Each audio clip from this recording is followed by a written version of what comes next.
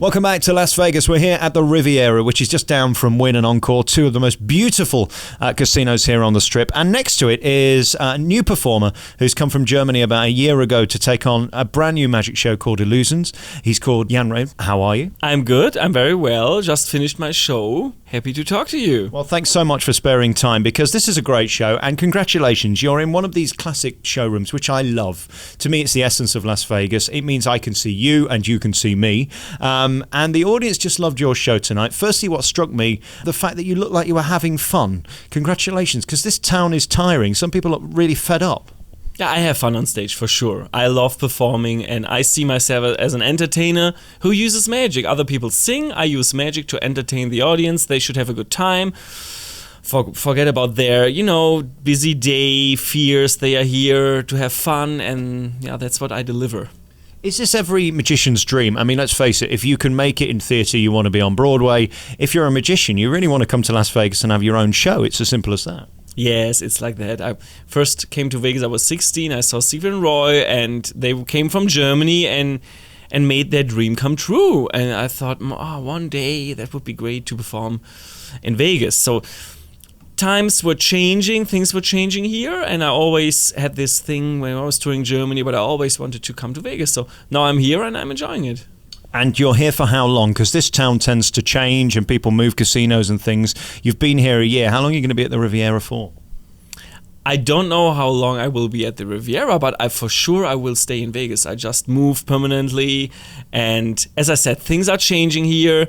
So if you are in Vegas, just look for Illusions. It might be somewhere else, but the show will be there, that's for sure. And it deserves to be, because this is a difficult business. You're competing with David Copperfield and Chris Angel and Penn Jillette for the magic ticket. It's as simple as that. And what you've got to do is try and find your niche. And you really have, because these illusions that you did tonight, most of them I'd never seen before. They were incredibly polished and beautifully delivered. And that's really down to your personality. You have great warmth on stage. And that really is so important for a magician, because we have to like you and love you to invest in magic, because it's not real, is it? It is. No, it's not real. It would but I make it look like it's real. Yeah, and then you have to care about your audience, and they are here to have a good time. And yeah, they, like you saw the lady on stage when I made my prediction. She was like, "How did he do that?" And that's sparkling in the eyes. That's what it is. And it's lovely for us to see that. And that's the great thing about the audience participation stuff that you do, is that people just fall for it. And it's amazing to see that reaction. And there's nothing like the first time you see a new illusion. And tonight, I saw so many new illusions. Do you create these yourself? Because they're so massive, aren't they? Yeah, it's some of the illusions I created myself. Some of the illusions are created by illusion creators who are from Vegas, from LA, and they build for other magicians, illusions as well. But I think it's a good mixture. For example, the Bed of Death, where the swords are falling, that's our own creation. And I saw a movie called Lord of Illusions, and he had a similar act in the show, and swords were falling, it went wrong, there was blood all over. I said, that's maybe a little bit too much. But I had this image of how my illusion should look like, and then we created this Bed of Death. And I added some fun and comedy to it, so I think it's a good act for all ages. The accent certainly goes down very well. It's a difficult place to entertain, Las Vegas, because you've got so many different communities from all over the world. The Chinese, the Japanese come here. But the great thing about magic is really you don't need to say anything, do you? Because it is just about the visual, watching the tricks and enjoying them. Is that difficult compared to doing it at home in Germany, where, of course, you're on home ground, or in England, where they speak English? There's all kinds of languages in every show. I think it's not easier here, or it's not more complicated, it's just different.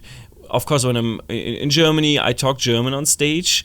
I worked 3 years in France, I had to learn some French, but that was it was complicated because I didn't speak French. I learned English at school, so that's easier here, and I think people like the accent and like the fact that I'm a little bit exotic, so that's a good link for me.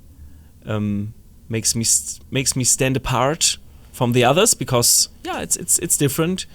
People like that. I was at the Magic Convention in Blackpool in England last year and seeing all these incredible magicians trying to make it. And you have. Do you ask yourself why? Why you? Why you here? Why were you chosen? Yes, sometimes I ask myself that question. Sometimes other illusionists come after the show and ask me, because they know it's extremely difficult to perform in Vegas and to keep a successful show, like keep it running, keep it successful. There are lots of competition, lots of other shows, and then I think it was a mixture between you have to be good, like meaning there has to be a base, there has to be a good show, otherwise a bad product won't succeed. And of course there's a little bit luck. You have to be at the right time at the right place. So it's a combination of all these things. Luck, you have to be good, and right time, right place. And I think that was just playing into my hands. I noticed this evening there were lots of ladies sat around me, and they found you delicious, dare I say. You have a look about you, which is on these pictures. I mean, you're going with this sex symbol look, aren't you? I've never had women sort of have this effect on me, because of course I'm ginger and a bit chubby and very small downstairs. Is it nice being liked by the ladies?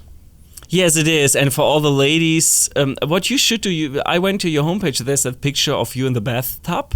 Oh, yes. Yeah, you like that. That's cute. So you should put that on your start page. And then I think the ladies will come and bring you that little, bring you soap.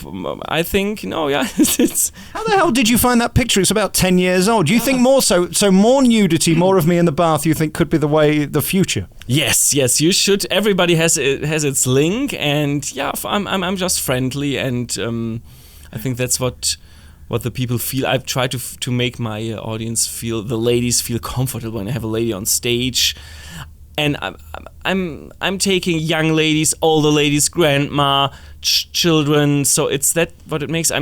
Some illusionists just pick beautiful, good-looking girls like all the time, and then the other like grandma in the audience thinks, oh, he just it's all about age and look, and I try to we all have a good time, so therefore my show is for all ages. Kids love it and adults love it and grandma and that's good. So when there is, because everybody tells me in Vegas, in summer there's the family season, and then it goes down, then it's the convention season.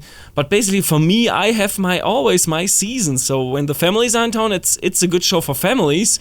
But it's also sometimes we don't have a single child in the show, and people still have a good time. And then I adjust a little bit my what I say, my script. I adjust a little bit, and then it fits also for the other audience. That's also, I think, a great thing to do. What I loved about your act as well is it's very modern and it's contemporary, and you're a young guy anyway, so that helps. But there's none of that sort of old-fashioned pointing and all that eye stuff and the staring at the audience. Yeah. You've got to be careful with that, because it can look a bit old-fashioned, can't it? Yeah, it can. But I think if you try to imitate someone or something which you are not, then it might look. I'm just myself, and I add a little bit production value to it. A blink of an eye, and sometimes my manager says, oh, don't overdo it, be careful here, be careful there. When you do it every day, you overdo sometimes things, and other times, like, journalists come and say, oh, I like this little, I make a little movement, and I'm not sure if it's good, and then the journalist tells me, oh, I like that, and then next time I add a little bit. So it's all, it's a, how you call that, a progress in work. It's always work in progress. Work in progress. Yeah, I'm from Germany. Don't make fun about my language. Yeah, I'm always like to change things. I interviewed a comedian once who said he never watched himself ever on TV because he didn't want to change anything. He didn't want anybody to tell him to change, because that thing that you change might be the thing that they just love. It's not a science show business, is it? Exactly. Never change a working thing. If it's not, that's what all the ticket brokers here, when I say, I want to add this to the show, I want to add that, we want to make it bigger, they say, no, if it's not broken, don't fix it. And when I say I might be somewhere else than the Riviera, but I will be in Vegas, it's not about, I love the Riviera, it's as you said, property with charm, everybody knows where it is, all the big names have been, they performed here. So then it's more, it's not about the Riviera, it's about finding a bigger, I need a little bit bigger stage. This is a very nice intimate showroom, and I also love the intimate Vegas seating with the booths and all that, but I could do more on a little bit bigger stage. Your manager was telling me earlier you've got a couple of illusions which are massive and they just physically don't fit. So you want to find a stage where you can put those in, basically. Yes, exactly. And I know it's about personality and not about the size of the illusion, but I have some really great ideas. The show Did you do a double entendre there? Because I'm just wondering, the last time I heard it's not about size, it's about personality. It was nothing to do with an illusion. Exactly. No, but in illusions, it's about personality. I don't have to add a big illusion just because it's big, but I have some really good and cool ideas. The show will always stay very personal, and I always, I love the audience. I always will have these little moments in the show, but I have two really big props, and they won't fit on stage here, and I'm still, negotiating with the Riviera to make it a little bit bigger, and let's see where it goes. No, everything is good. I will stay here and I will see what future brings. It's been really nice seeing you, and to see a new magic show is always thrilling for me because I just love the medium. I think it's a fascinating craft, and the craftsmanship that goes with it I very much adore and admire your tenacity, and the fact that you're here and so many aren't is brilliant. Good luck with everything. What's your website if people want to find you? It's illusionsvegas.com. You also can go to janrouven.com, which is JANROUVEN. And also, I noticed in the show you have more costume changes than Cher. Yes, I have lots of costume changes, and after my underwater tank escape, I'm soaking wet. I have 3.5 minutes to get dressed. And do you have a team of babes drying you off? How does that happen? Yes, I have a wardrobe lady.